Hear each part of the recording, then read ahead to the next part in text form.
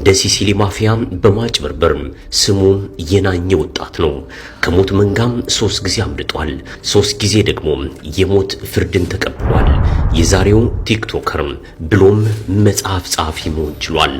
በ1980ዎቹ መጨረሻም በ1990ዎቹ መጀመሪያ በስጋትም በፍርሃትም በጀብድም ስሙ ከሰዎች ምላስ የማይጠፋ ስም ነው። የቀድሞ ጠቅላይ ሚኒስትር አቶ መለስ ዜናዊ ሳይቀሩ በፓርላማ ስሙን ጠርተውታል። ከመርካቶም እስከ ዱባይ በዝርፊያው ይታወቃል። 3 ጊዜም የሞት ቅጣት ተበይኖበታል። በ7 ጥይት ተመቶ ከአስክሬን ሳጥንም ዘሎ ተነስቷል። 5 ጊዜ ከሞት 4 ጊዜ ከእስር አምልጧል። ይህ ልብ ወለድ አይደለም፣ እውነተኛ ታሪክ ነው። መንገዳችን ሊመለከተው ወዷል። አብራችሁን ቆዩ። በ2016 ዓ.ም ወጣት ቲክቶከሮች በኢትዮጵያ አየር መንገድ ወደ መቀሌ ለመሄድ ተሳፍረዋል። ውረዱ ሲባሉ አንወርድም ይላሉ። አንወርድም የሚለውን ክርክርም ቀጥታም በቲክቶክ ያስተላልፉታል። ጆን ዳንኤል በሚባል ቲክቶከር አማካኝነት አንወርድም የምታደርጉትን ሁሉ በቀጥታም ለህዝብ እናሳያለን እያሉ የሆነውን ነገር ሁሉ በቀጥታም ስርጭት አስተላለፉ። መንግስት ወጣቶችን በሽብር ከሰሳቸው። ከተከሳሾች መካከል 4 የሚደርሱ ወጣቶችን ጨምሮ ጆን ዳንኤልና ሌላ በ28 ወንጀሎች ከዚህ በፊትም የተወነጀለ ሰው አብሮ ነበር። መንግስት ወጣቶችን በሽብር ከሰሳቸው። ከተከሳሾች መካከል 4 የሚደርሱ ወጣቶችን ጨምሮ ጆን ዳንኤልና ሌላ በ28 ወንጀሎች ከዚህ በፊትም የተወነጀለ ሰው አብሮ ነበር። ከ1990 በኋላ ዳግም መነጋገሪያ የሆነውም በዚህ ወቅት ነበር። በአቪዬሽን ህግ ጥሰት ወንጀል ተጠርጥረው በቁጥጥር ስር ከዋሉት መካከል ኤልያስ ድሪባ በዳኔ የተባለው ተጠርጣሪ ከዚህ ቀደም በአዲስ አበባ ከተማ በተለያዩ ከባድ ወንጀሎች ተከሶ ዳዊት ድሪባ በዳኔ በሚል ስም 3 ጊዜ የሞት ፍርድ የተፈረደበት ተደጋጋሚ ወንጀለኛ መሆኑን ፖሊስ በወቅቱ ገለጸ። ዳዊት ድሪባ በአዲስ አበባ ከተማ ከ1989 ዓ.ም ጀምሮ እስከ 1999 ዓ.ም በተለያዩ ከባድ ወንጀሎች ተከሶ ዳዊት ድሪባ በዳኔ በሚል ስም 3 ጊዜ የሞት ፍርድ የተፈረደበት ተደጋጋሚ ወንጀለኛ መሆኑን ነው ፖሊስ በወቅቱ ይፋ ያደረገው። የፌዴራል ከፍተኛ ፍርድ ቤት ሁለተኛ ወንጀል ችሎት ታህሳስ 25 ቀን 1999 ዓ.ም በዋለው ችሎት በዘረፋ፣ በቅሚያ፣ በሌብነት፣ በቤት ሰብሮ ስርቆትና በደንብ መተላለፍ በዕድሜ ልክ ጽኑ እስራት እንዲቀጣ መወሰኑን ከፖሊስ የምርመራ ማህደር ማረጋገጥ መቻሉ ተመላክቷል። ከ17 ዓመት እስር በኋላ በ2010 ዓ.ም የፖለቲካ እስረኞች ሲፈቱ ዳዊትም አብሮ ተፈታም። በኮከብ ሌብነቱ የሚታወቀው ዳዊት ድሪባ በ2010 ሲፈታ በፖለቲካ አመለካከቴና በብሔሬ ምክንያት ያላግባብ ታስሬ ነበር በሚል ለኢቲቪ ቃለ መጠይቅ ሰጠም። ነገሩ ግን ሌላ ነበር። ያኔ በለውጡ ሰበብ የታሰረ ሁሉ ጨዋ፣ የታሰረ ሁሉ ለሀገር አሳቢ፣ መንግስት ያደረገው ሁሉ ወንጀል ተደርጎ ስለሚታሰብ ዳዊት ለሀገር አሳቢ፣ ዳዊትን ያሰሩ የጸጥታ ኃላፊዎች ደግሞ ጸረ ሰው ተደርገው ተፈረጁ።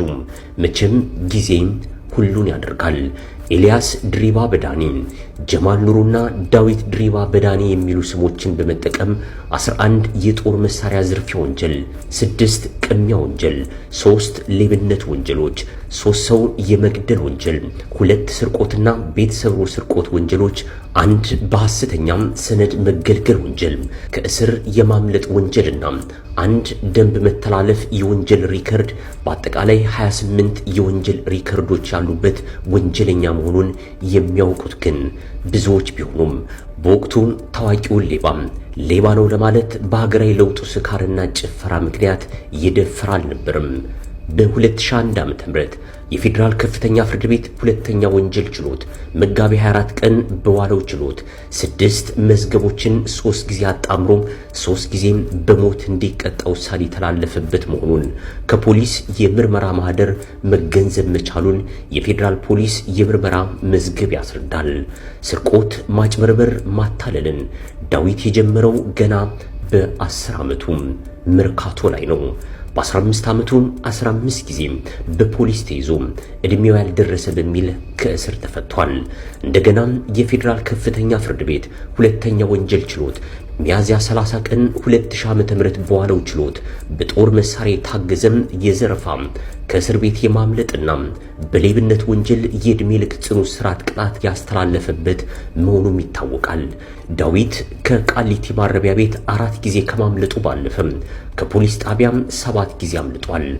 በ2001 ዓ.ም ስመ ብዙ አጭበርባሪው ዳዊት ይግባኝ ጠይቆ ሞት ፍርዱ ወደ ዕድሜ ልክ የተቀየረለት ቢሆንም በድጋሚ ይግባኝ በማለቱ ቅጣቱ ወደ 25 ዓመት ተቀንሶለት ለ17 ዓመታት በማረሚያ ቤት ከቆየ በኋላ በይቅርታ በ2010 ዓ.ም ተፈቷል።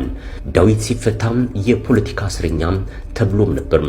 ዳዊት መርካቶ ላይ 2 ሚሊዮን ብር በቀን ዘርፎ በጸጥታ ኃይሎች ይደረስበታል።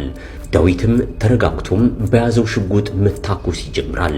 ህዝቡም በአዲስ አበባ መፈንቅለ መንግስት ተደረገ እያላወራም በወቅቱ ዳዊት 3 ፖሊሶችን አቁስሎ እሱም በ7 ጥይት ተመቶ አስክሬኑ ወደ ዳግማዊ ምኒልክ ሆስፒታል ይገባል።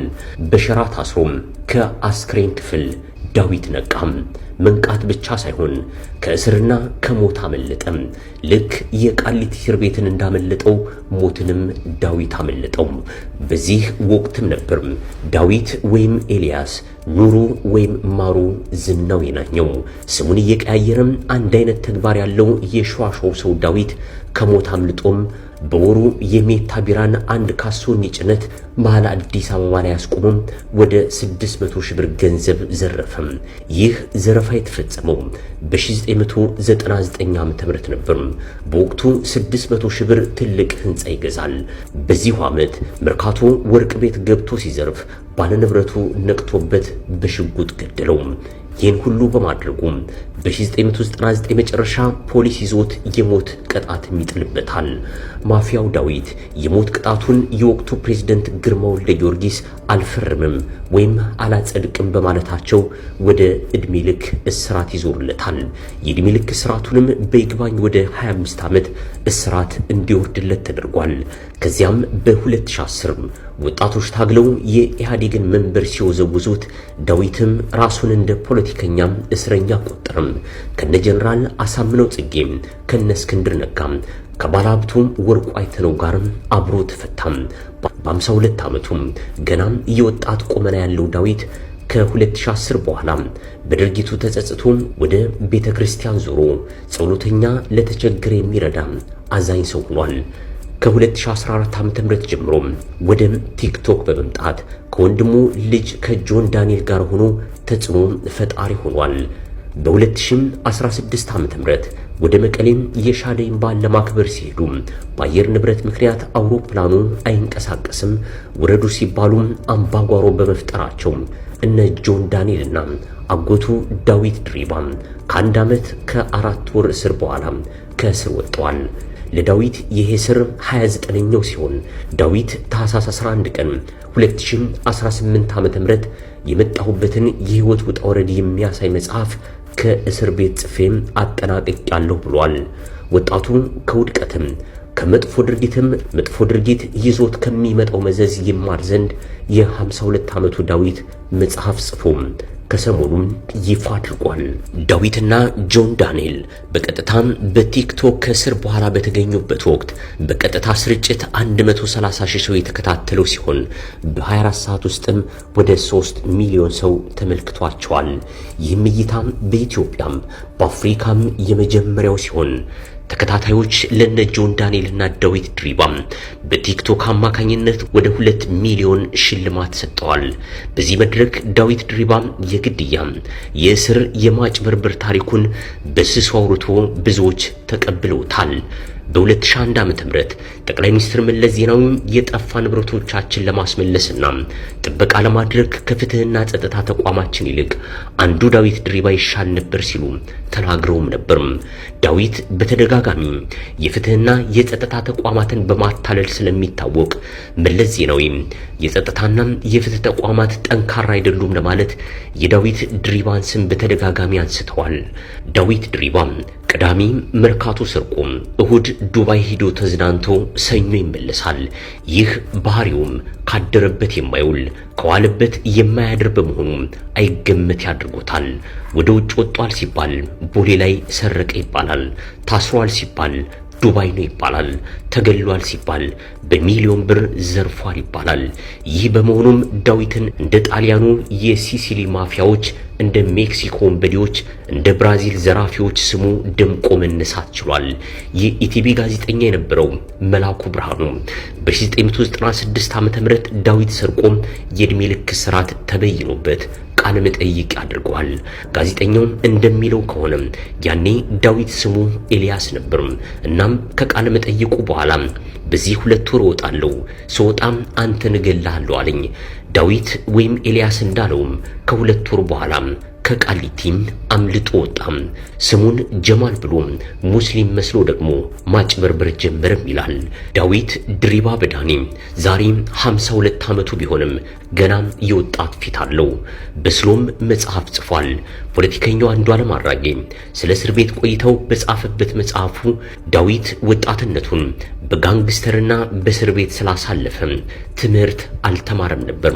ፊደል ቆጥሮ እስከ መሰናዶ የተማረው ቃሊቲ ከ1999 እስከ 2010 ዓ.ም ነበር ሲልም ከትቧል። ዳዊት ከነ ወርቁ አይተነው፣ ከነ አንዱዓለም አራጌ፣ ከነ ኤርሚያስ አመልጋ ከብዙ ፖለቲከኞችና ባለሀብቶች ጋር በእስር ቤት ጓደኝነት መፍጠሩ እንዲማር እንዳደረገው ራሱ ይናገራል። ጤና ይስጥልን።